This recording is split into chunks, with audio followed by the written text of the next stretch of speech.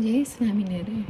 એકવાર સન 2000માં યુએસએથી બાળકો કિશોરો ભારત યાત્રાએ આવ્યા હતા અને બોચાસણમાં મહંત સ્વામી મહારાજ ભોજન કરી રહ્યા હતા. ત્યારે દર્શન કરતા બાળકોએ પૂછ્યું કે આપ શું જમો છો?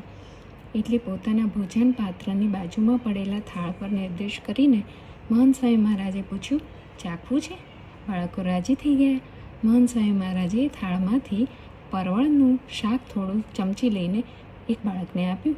રાજી થઈને તેણે હોંશે હોંશે મોઢામાં મૂક્યું અને મૂકતાં જ થૂ કરીને મોઢામાંથી કાઢી નાખ્યું, કારણ કે તેમાં કોઈ સ્વાદ જ નહોતો. બાળકે પૂછ્યું, આપને આવું સ્વાદ વિનાનું મોડું કેવી રીતે ભાવે છે?